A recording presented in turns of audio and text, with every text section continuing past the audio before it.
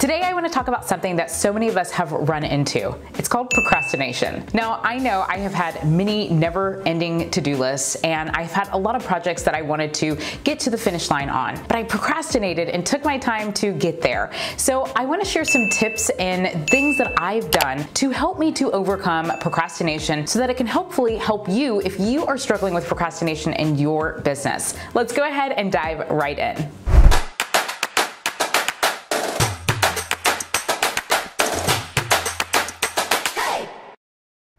Hey there, Corporate Misfits. Brittany Darrington here, and welcome to the Corporate Misfit Club channel, where we help female coaches, course creators, and digital product business owners build a freedom-bound business sharing their expertise. Today, I want to talk about something that so many of us have run into, which is procrastination. I have the opportunity to work with several female entrepreneurs who are course creators, who are coaches, who have memberships or digital products, and one thing that I see time and time again is the procrastination to get to the finish line with completing their projects. Now, I know I have been guilty of this as well. I have wanted to create courses, and the thought of creating the course just overwhelmed me, and I took a step back.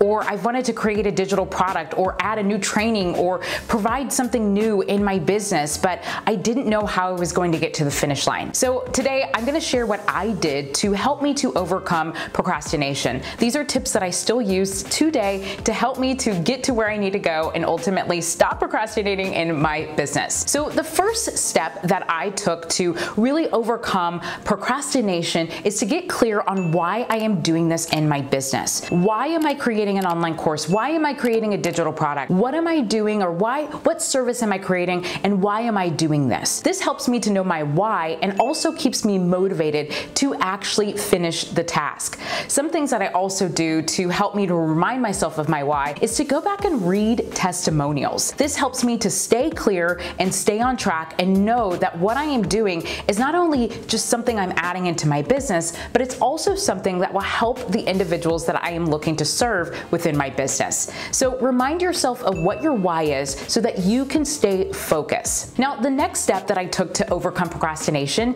is to break down my task or break down my overall project into smaller tasks. This helped me to not feel overwhelmed. I started utilizing a platform called ClickUp, which is a really cool tool that helps me to just write out my overall project and plug it into smaller tasks. It helps me to reach those milestones and feel like I'm accomplishing something, and ultimately, by the time I get done with all of the smaller tasks, I have actually completed the project.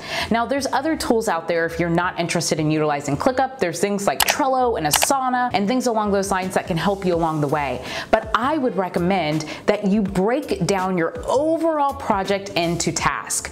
Now, one thing that I noticed when I broke down my project into tasks is that there were some things that I just was not fond of doing. And whenever you're not really interested in doing something, or maybe you don't have the skill set to do it, then what you'll do is procrastinate. So one of the ways for me to overcome some of these tasks that I was not necessarily able to do, I started to outsource them to individuals who knew how to do this. This helped me to be able to get that task done, overcome the procrastination, and ultimately be able to put all those tasks together and complete the project. So if you're running into a task that you're just not fond of, or if you find that this is something that is just out of your skill set, don't be afraid to outsource this. Find somebody who might be a contract worker to help you to crank out this project or this task so you can get there. Okay, so step number 3, and this is one of my favorite steps of all, is to set a timer for 5 to 10 minutes and just start working.